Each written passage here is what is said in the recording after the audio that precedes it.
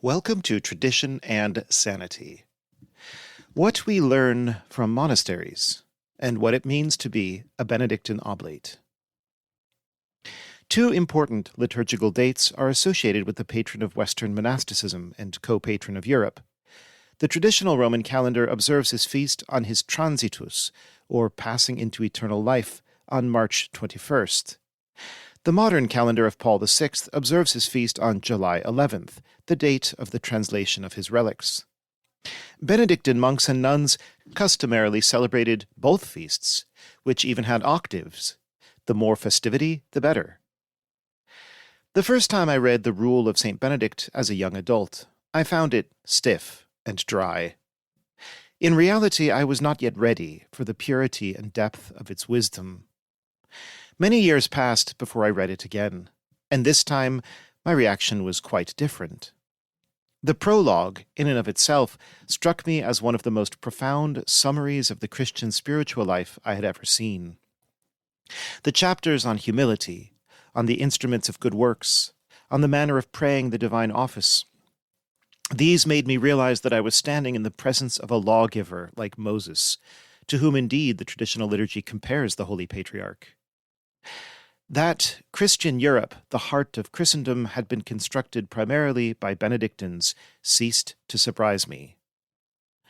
Although I had known or seen Benedictines before, it wasn't until my visits to the monastery of Norcia in Italy that I felt as if I had encountered monks who truly lived by the spirit and letter of the rule.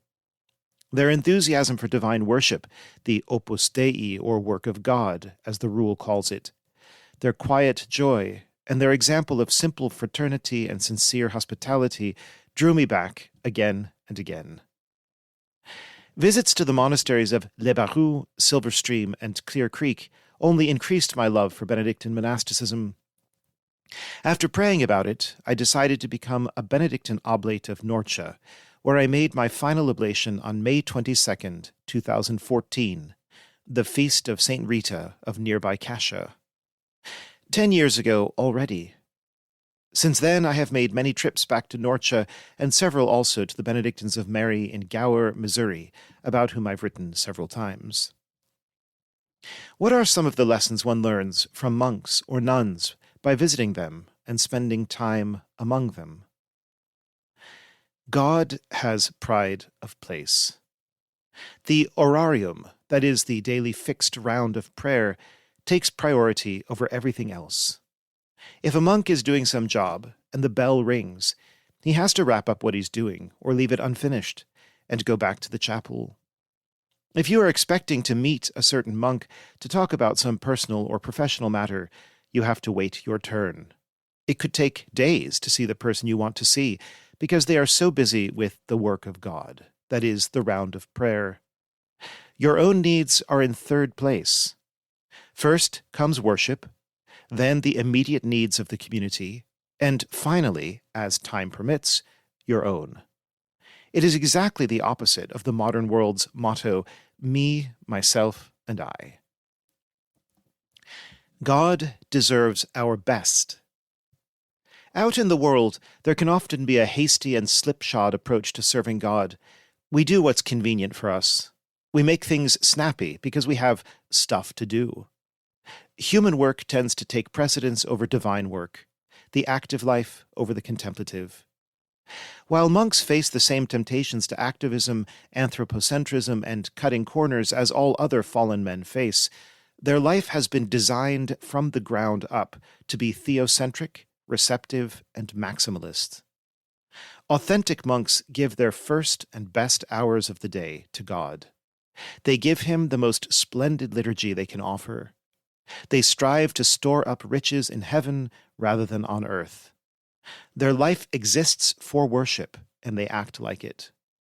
Let nothing be preferred to the work of God, says the rule. God is the meaning of our life and everything in it.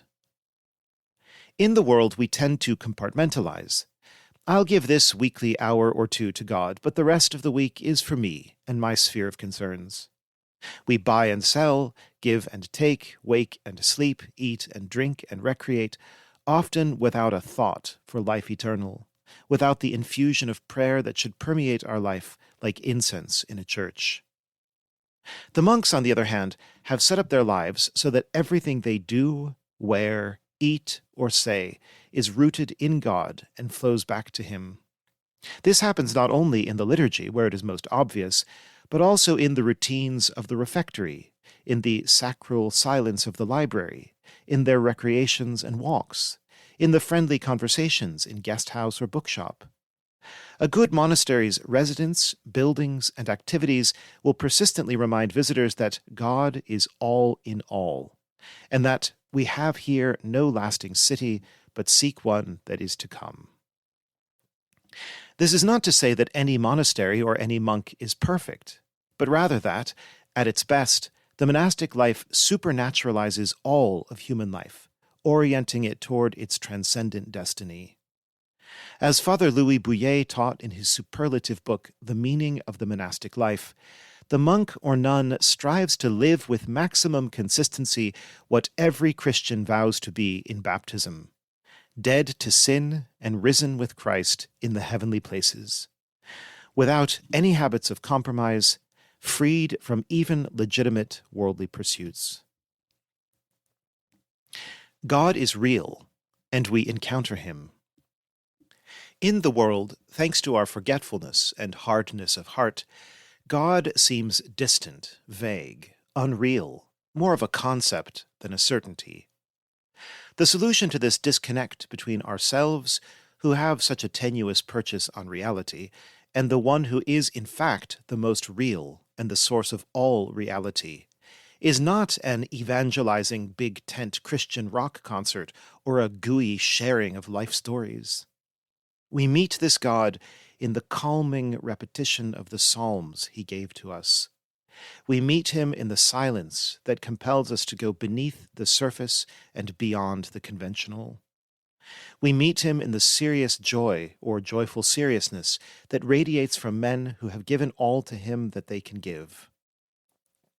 There is no joy like this to be found in the madding crowd.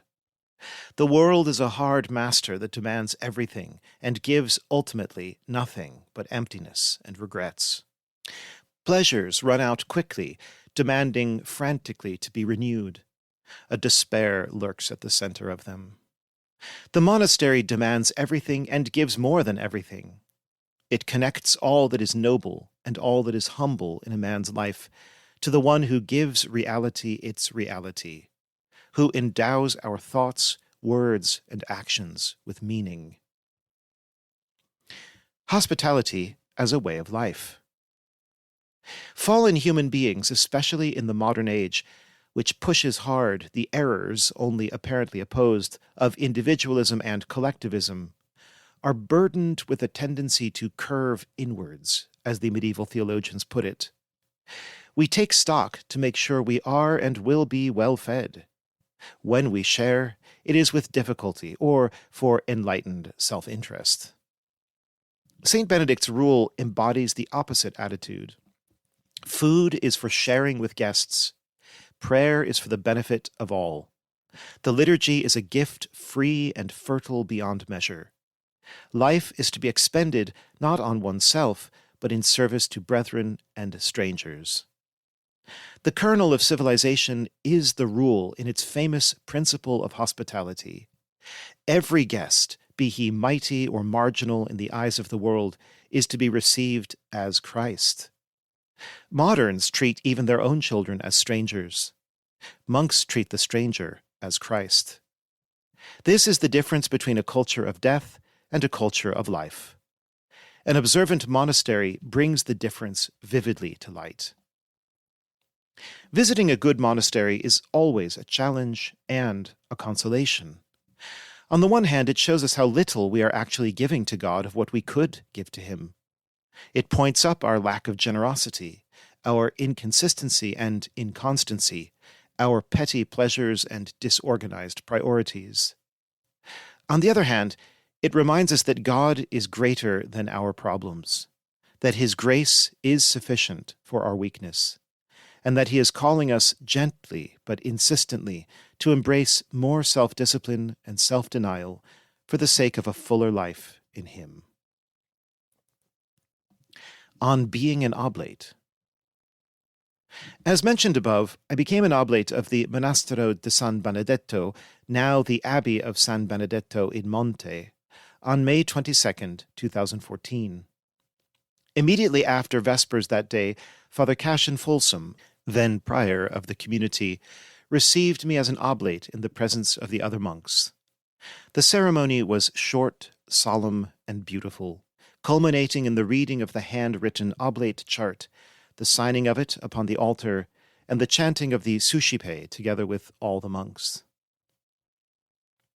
This, of course, was in the old basilica that the earthquake of August 24th, 2016 obliterated, as it did so much of the town of Norcia, precipitating a flight to the hills where the monks have built a bigger and better monastery for themselves. Once more exemplifying the Benedictine motto, Succissa verescit, cut down, it grows back stronger.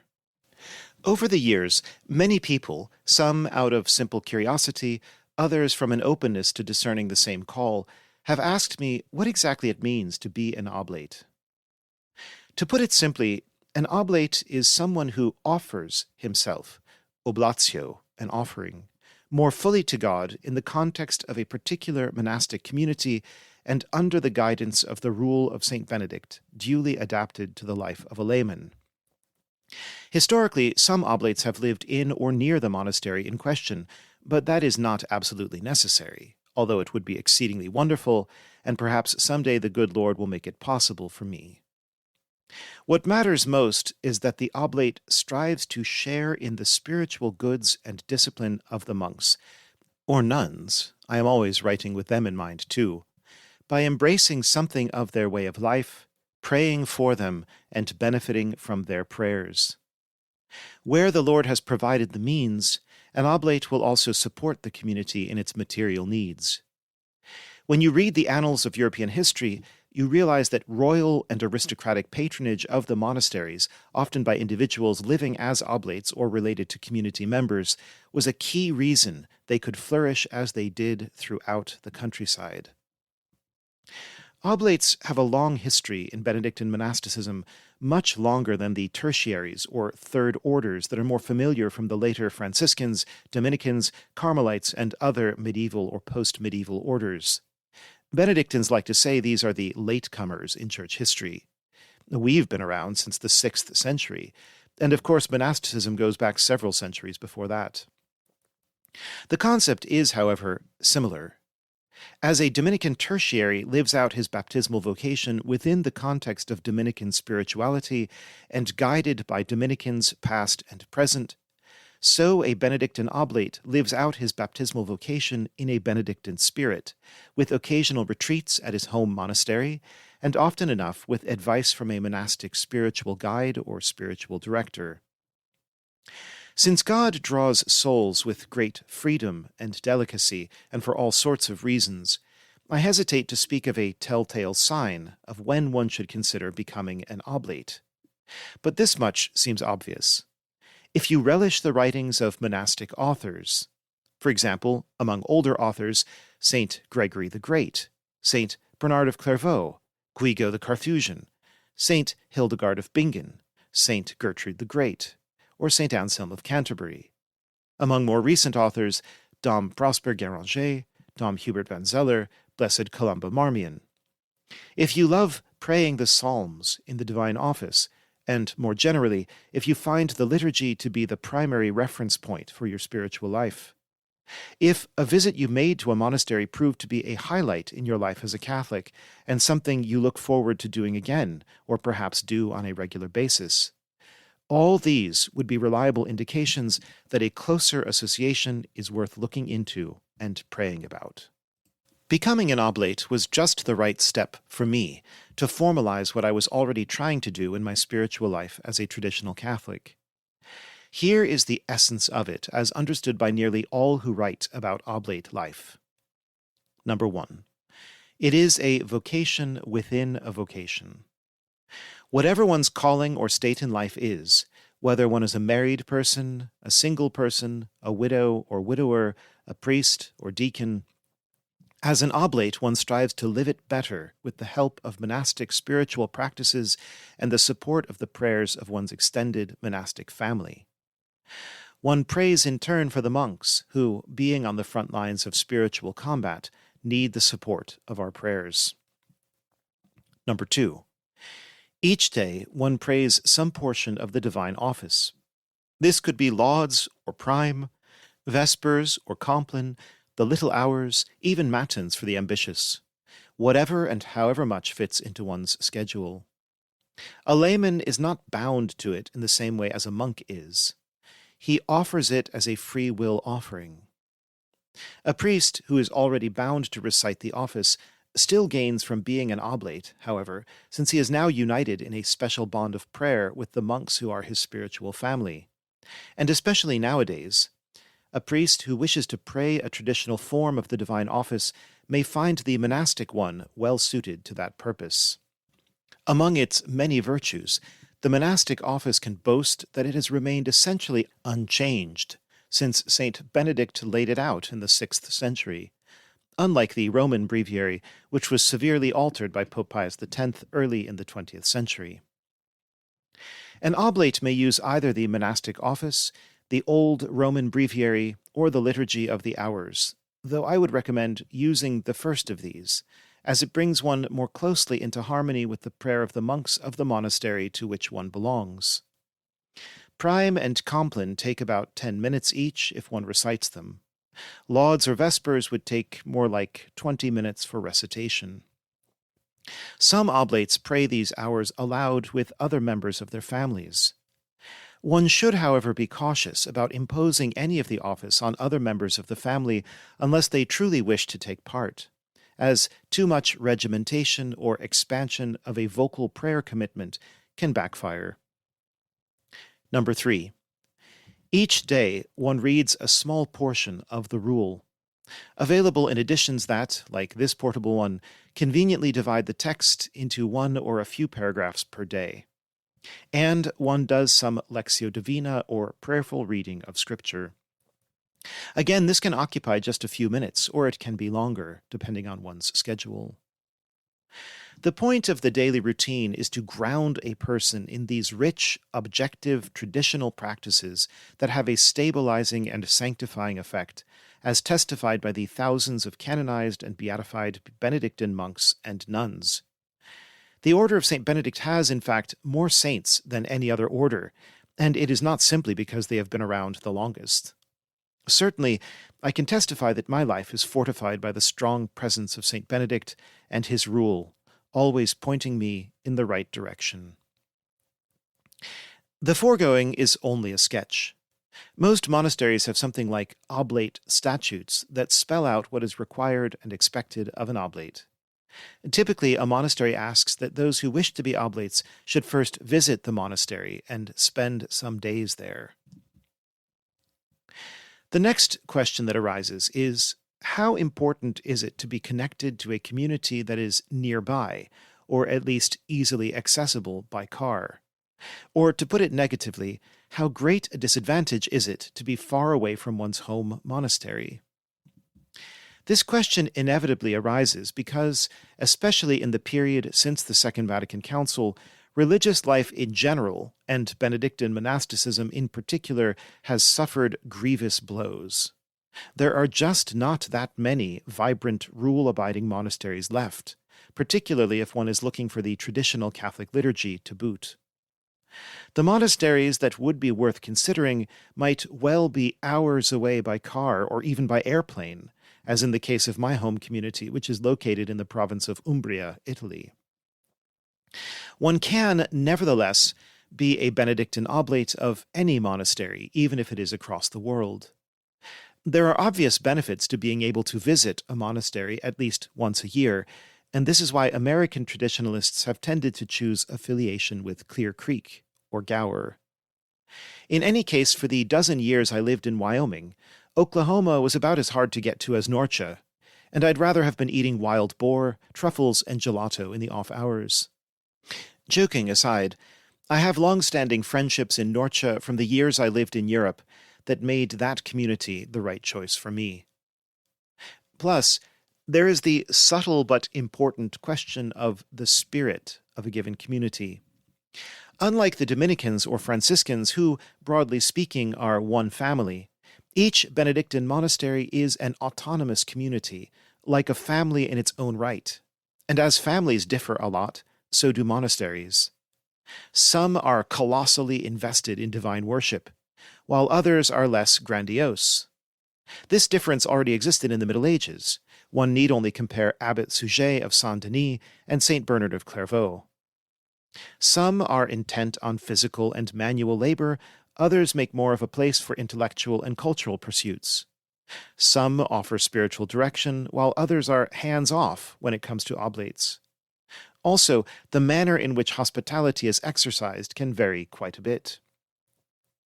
In the end, the only way to know if you should become an oblate, and if this or that particular monastery is the place to seek affiliation, is to visit the place and see firsthand how it goes, how it works out. Visit more than one, if you can. There's no rush. Let God speak to you in his good time. If you are meant to become an oblate, he will tug at your heart about it. Recommended further reading. Canon G.A. Simon, Commentary for Benedictine Oblates on the Rule of St. Benedict. William Fahey, editor, The Foundations of Western Monasticism, containing 3 classics, St. Athanasius's Life of St. Antony, The Rule of St. Benedict, and St. Bernard's 12 Degrees of Humility and Pride. Dom Columba Marmion, Christ, the Ideal of the Monk. Father Louis Bouillet, The Meaning of the Monastic Life. Father Dwight Longenecker, Listen, My Son, St. Benedict for Fathers. And St. Benedict and St. Therese, The Little Rule and the Little Way. Dom Pius Mary Noonan, The Grace to Desire It, Meditations on St. Benedict's 12 Degrees of Humility. Thank you for listening. May God bless you, and may St. Benedict intercede for you.